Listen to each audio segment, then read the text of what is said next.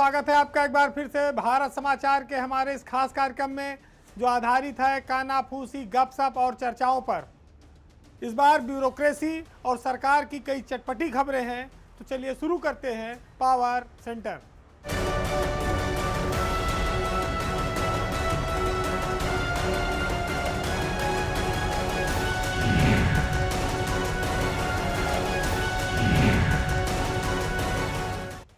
UP में देश का सबसे बड़ा एयरपोर्ट बना, जेवर इंटरनेशनल एयरपोर्ट नोएडा का।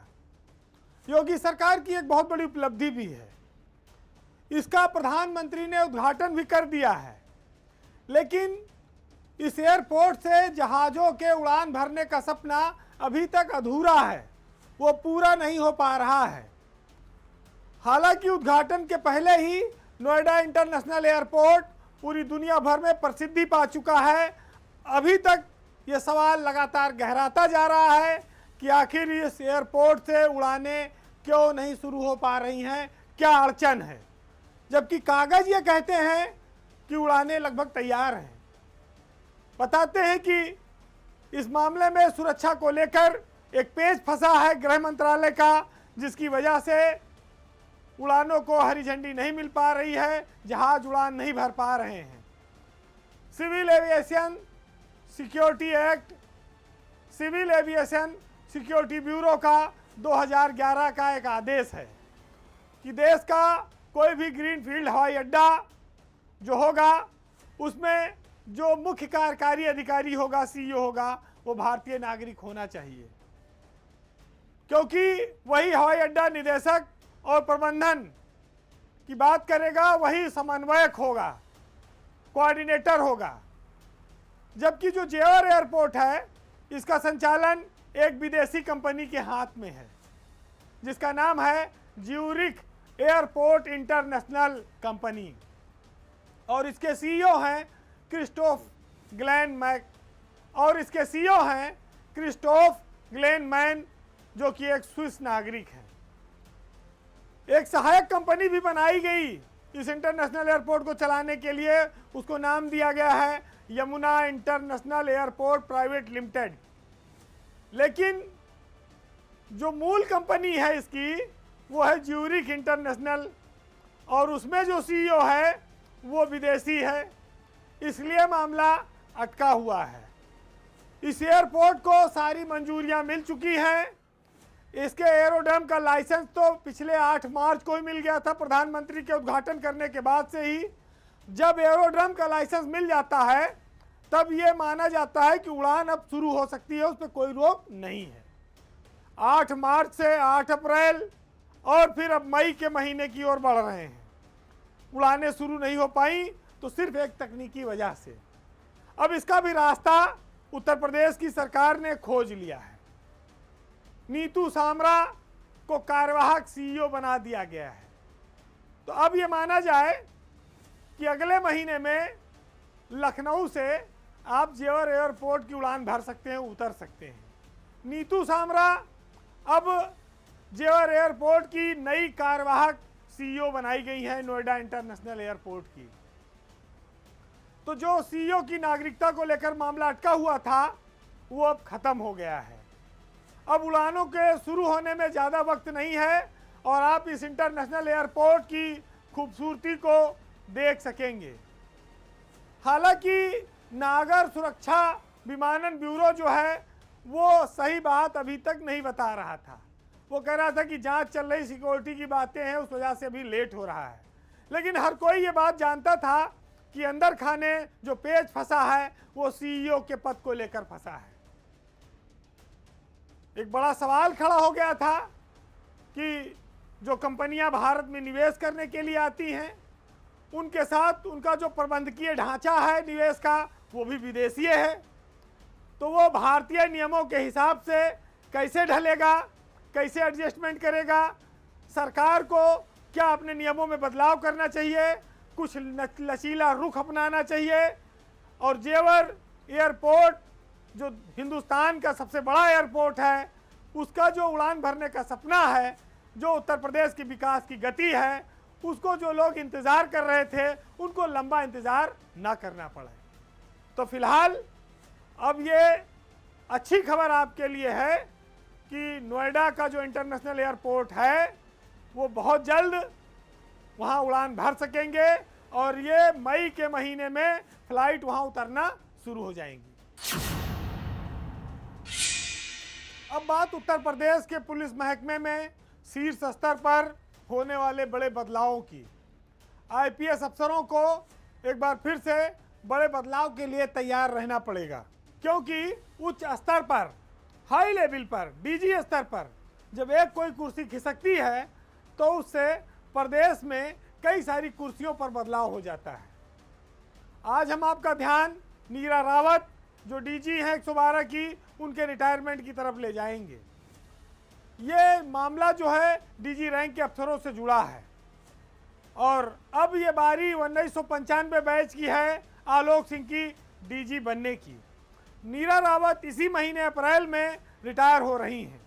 उनकी जगह पर कानपुर जोन में एडीजी हैं आलोक सिंह, वो डीजी बन जाएंगे, यानी कि 1 मई को आलोक सिंह डीजी बन जाएंगे और कानपुर जोन से उनका कार्यकाल पूरा हो जाएगा और लखनऊ की ओर कूच करेंगे। आलोक सिंह को 3.5 साल से ज़्यादा हो गया है जब से वो नोएडा पुलिस कमिश्नर के पद से हटे हैं और वहीं पर ये तब से कानपुर में एडीजी जोन के पद पर कार्यरत हैं। अब वो डीजी बन जाएंगे तो लखनऊ आ जाएंगे। उसके बाद नंबर आता है एलवी एंटनी देव कुमार का। एलवी एंटनी देव कुमार अगले महीने मई में रिटायर हो रहे हैं। वो भी डीजी रैंक के अफसर हैं। जब वो रिटायर हो जाएंगे तो अशोक मुथा जैन जो इस समय गोरखपुर के एडीजी जोन हैं, वो डीजी रैंक में प्रमोट हो जाएंगे, यानी कि जून में। एलवी एंटनी कुमार 31 मई को रिटायर होंगे और 1 जून को वहाँ पर अशोक मुथा जैन डीजी बन जाएंगे। लेकिन अशोक मुथा जैन की नौकरी ज़्यादा बची नहीं है। वो जून में डीजी बनेंगे, जुलाई में रहेंगे, अगस्त में उनका रिटायरमेंट है। 3 महीना ही वो डीजी पद पर रह पाएंगे। तो 3 आदमी देखिए 2 महीने के भीतर जा रहे हैं। तो शीर्ष स्तर पर जब ये बदलाव होगा तो स्वाभाविक है कि कानपुर जोन में नया डीजी जाएगा, गोरखपुर जोन में नया डीजी जाएगा और आगरा जोन में जो एडीजी हैं अनुपमा कुलश्रेष्ठ, उनका भी लगभग 3 साल होने जा रहा है। तो उनको भी अब आगरा से हो सकता है कि सरकार कहीं और शिफ्ट करे। उनका 3रा साल चल रहा है अनुपमा कुलश्रेष्ठ का, वो पूरा हो जाएगा। तो उसके बाद तो 3 जोन हो गया।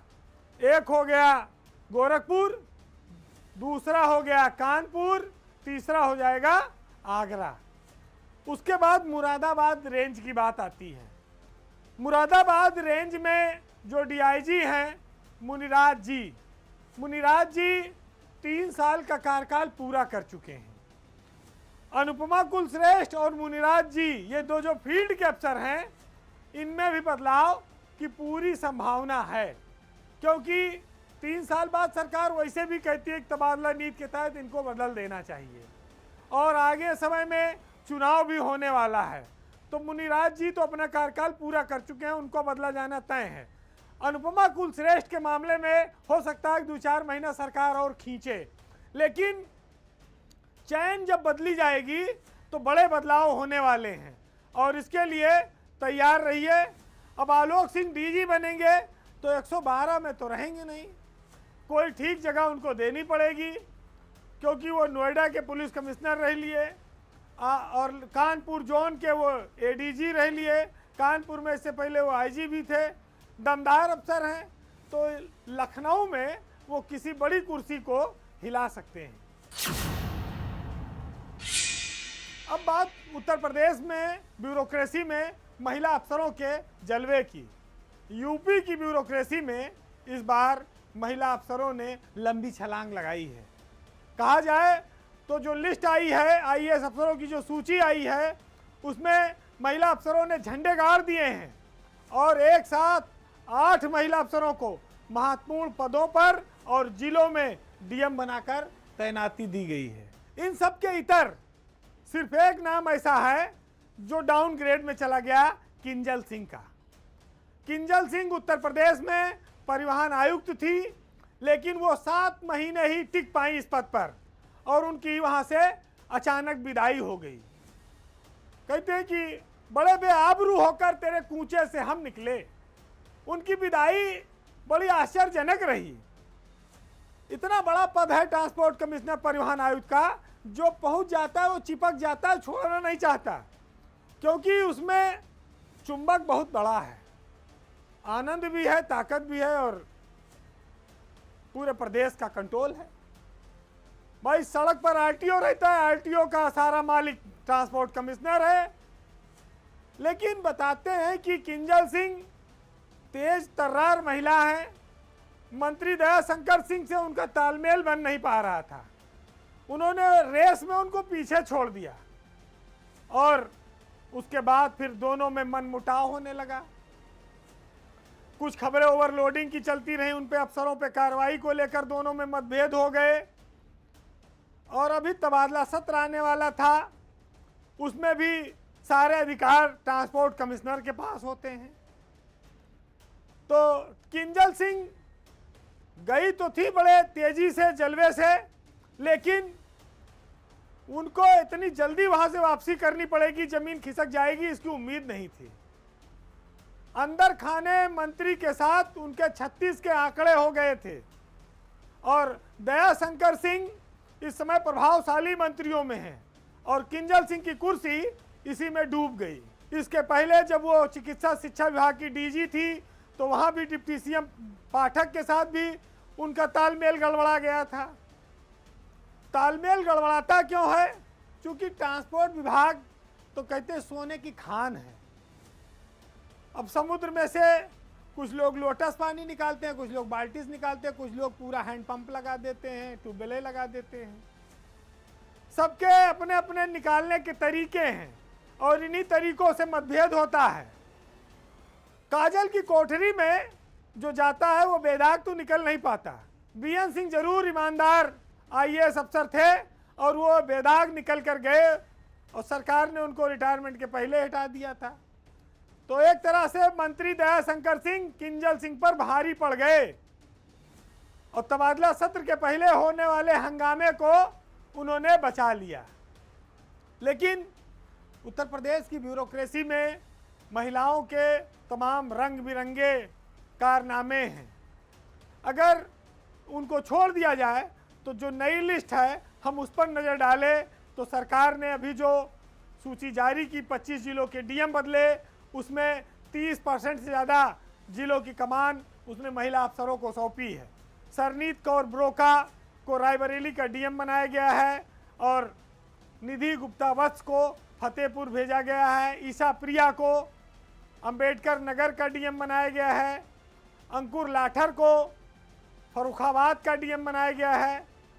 कविता मीणा को हापुड़ का डीएम बनाया गया है और लखीमपुर खीरी में डीएम के पद पर रही दुर्गा शक्ति नागपाल को देवीपाटन मंडल का कमिश्नर बनाया गया है। हर्षिता माथुर जो रायबरेली की डीएम थी उनको बाल विकास पुष्टाहार का निदेशक बनाया गया है। बुलंदशहर में डीएम थी श्रुति शर्मा, उनको दक्षिणांचल विद्युत वितरण निगम का एमडी बनाया गया है। चूँकि उनके पति डीआईजी आगरा हैं तो अब उन दोनों को आगरा में ही एक जगह रख दिया गया है। अफसरों को सरकार ये सोचकर मौका देती है कि वो जिलों में जाएं, काम करें, अनुभव लें, प्रदेश की तरक्की में अपना योगदान दें। लेकिन महिला अफसरों को लेकर एक धारणा ये भी बनी है कि वो अपने कार्यालयों से नहीं निकलती हैं, जनता से कम मिलती हैं, जनप्रतिनिधियों से भी वो ज़्यादा सामंजस्य नहीं रखती, संवाद नहीं रखती, टेलीफोन नहीं उठाती, जिसकी वजह से सरकार का जो योजनाएं हैं, कामकाज हैं, सब प्रभावित होता है। अब ये महत्वपूर्ण हो जाता है कि सरकार को महिला अफसरों के जिलों में कामकाज पर लगातार निगरानी रखनी चाहिए, क्योंकि जो महिला अधिकारी घर से जिला चलाएंगी वो सरकार का भला कभी नहीं कर सकती। वो पद तो पा जाती हैं लेकिन योगदान नहीं देती हैं। वो सिर्फ पद का जो सुविधाएं हैं उनका इस्तेमाल करती हैं और इसी में कई महिला अफसरों के कैरियर पर विपरीत असर भी पड़ा है और कई सारी महिला अफसर जिला अधिकारी रहते एक्सपोज भी इसीलिए हुई हैं। उनकी छवि भी यहीं से बनती है कि वो ईमानदार हैं कि भ्रष्टाचार को संरक्षण देती हैं। तो जो अफसर जिलों में गए हैं उनको सावधानी से काम करना होगा, क्योंकि कोई देखे न देखे तीसरी आंख तो आप सबको देख रही है। अब बात ब्यूरोक्रेसी के ईमानदार और चुनिंदा अफसरों की, जिनको साइड में डाल दिया गया था। ऐसा लगता था कि सरकार उनसे नाराज है या उनकी मुख्यधारा में वापसी होना मुश्किल है, लेकिन अभी जो पिछले दिनों आईएएस अफसरों की तबादला सूची आई उसने एक उम्मीद जगाई।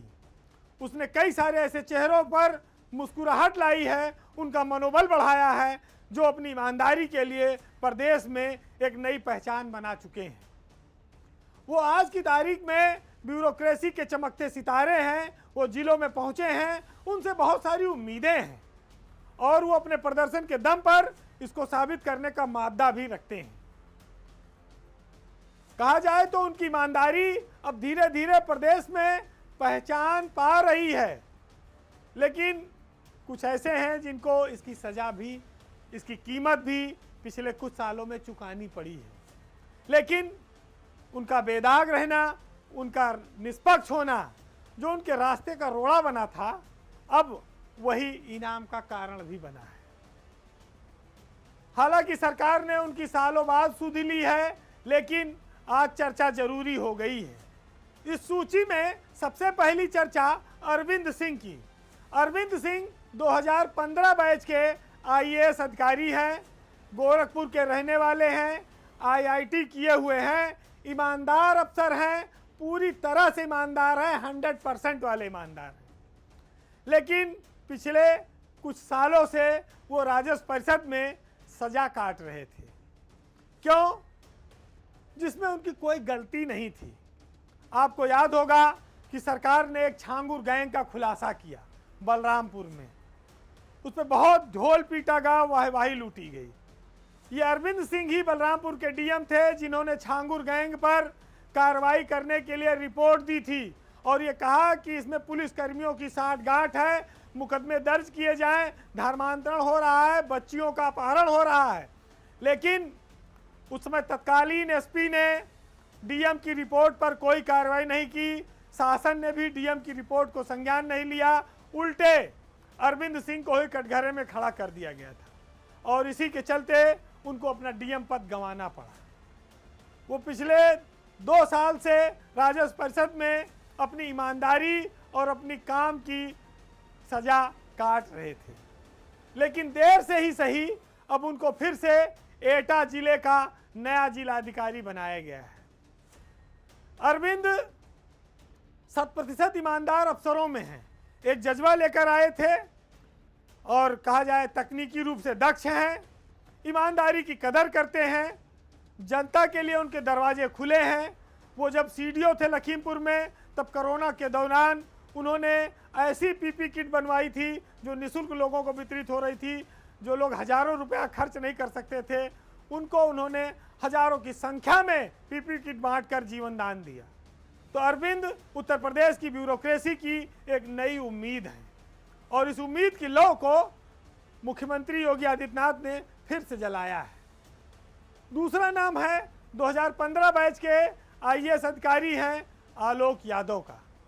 आलोक यादव 11 साल से नौकरी में हैं, लेकिन उनको उनके नाम के आगे जो यादव लगा है उसकी वजह से जिले में डीएम बनने का कभी मौका नहीं मिला। वो 2022 से झांसी प्राधिकरण के वीसी बनाकर रखे गए, 4 साल हो गया, लेकिन अब सरकार ने उनके सम्मान को भी लौटाया है और उन्हें शामली जिले का डीएम बनाया है। आलोक के बाद नंबर आता है 2001 बैच के वरिष्ठ आईएएस अफसर शशिभूषण लाल सुशील का। शशिभूषण लाल सुशील बहुत लंबे वनवास पर रहे। मायावती सरकार के समय से ही उनकी गाड़ी पटरी से उतर गई उसके बाद से वो लगातार महत्वहीन पदों पर रहे। सरकार ने उनकी ओर पलटकर कभी देखा नहीं। वो सचिव बने, फिर उनको देवीपाटन मंडल का कमिश्नर बना दिया गया। लगभग 15 सालों का वनवास काटकर अब वो मुख्य धारा में लौटे हैं और सरकार ने शशि भूषण लाल सुशील को उत्तर प्रदेश में एमएसएमई विभाग का, लघु उद्योग निगम का प्रमुख सचिव बनाया है। प्रमुख सचिव रैंक में शशि भूषण लाल सुशील प्रमोशन तो काफ़ी पहले पा गए थे, लेकिन उनको लाया नहीं जा रहा था। उनके साथ ही अजय कुमार शुक्ला आज की तारीख में प्रमुख सचिव सहकारिता हैं। अब सुशील को मौका मिला है शासन में आकर मुख्य धारा में काम करने का। तो जिन अफसरों की किस्मत रूठी हुई थी, आप देखिए एक एक करके वो वापस आ रहे हैं। मुख्यमंत्री योगी आदित्यनाथ ने 2016 बैच के आईएएस अधिकारी इंद्रजीत सिंह को सुल्तानपुर का नया डीएम बनाया है। इंद्रजीत सिंह लखनऊ के नगर आयुक्त रहे हैं। नगर आयुक्त रहने के दौरान उनके कपड़ों पर कीचड़ का एक छोटा सा भी दाग नहीं लगा। इंद्रजीत इस कदर ईमानदार हैं कि वो घूस में किसी की चाय भी नहीं पी सकते हैं। हाँ, उनके दरवाजे जनप्रतिनिधियों के लिए, जनता के लिए हरदम खुले हैं। वो नगर आयुक्त के तौर पर सुबह से उठकर रात तक काम करने की उनके पास अनुभव है, प्रैक्टिस भी है। वो घबराने वाले अफसरों में से नहीं हैं।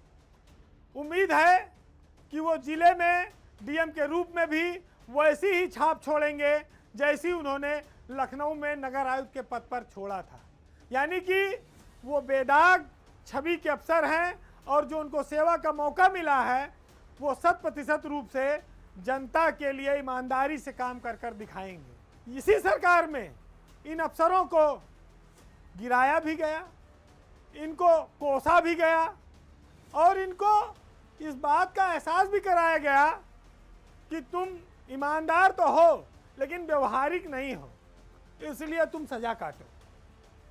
तो अब हो सकता है कि जो जुनून लेकर चल रहे हैं वो थोड़ा कुछ व्यवहारिक हो जाएं, थोड़ा कुर्सी को बचाना सीख जाएं, थोड़ा समझौते करने लगें। कि जाते जाते हम आपको साहित्य में मुनव्वर राना साहब की कुछ लाइनों के साथ छोड़ जाएंगे। क्योंकि देखिए, जो ब्यूरोक्रेसी है, आईएएस अफसर है, उनको बड़ी सारी शक्तियां दी गई हैं, पावर दिया गया है। लेकिन जब इन्हीं शक्तियों का, पद का दुरुपयोग होने लगता है तो फिर गरीब जनता की योजनाओं का हक मारा जाता है, डाका पड़ता है, भ्रष्टाचार फैलता है। आईएएस अफसरों को ये समझना चाहिए कि वो कोई टाटा, अंबानी, अडानी बनने के लिए नहीं आए हैं। उनके लिए 500, 1000 करोड़ रुपया उनकी ज़रूरत नहीं है। उनको इस प्रदेश में हजारों, लाखों, करोड़ों लोगों का जीवन संवारना है। तो कई बार अपने यहाँ राजनीति में कहा भी लोगों ने कि भाई चोरी करो, डकैती ना डालो, इतना तो चल जाए, लेकिन अब पूरे खाने में लगोगे तो फिर कहाँ चल पाएगा। फिलहाल मुनव्वर राना साहब का आप ये शेर सुनिए कि साहिबा खाना बदोशों के हवाले कर दे, ये घना पेड़ परिंदों के हवाले कर दे। शाम के वक्त परिंदे नहीं पकड़े जाते, बेजुबा हैं, इन्हें शाखों के हवाले कर दे। और ठंडे मौसम में भी सड़ जाता है बासी खाना, बच गया है तो इसे गरीबों के हवाले कर दे। और इस तरह किस्तों में मरना मुझे मंजूर नहीं, अब मेरे शहर को फौजों के हवाले कर दे। नमस्कार।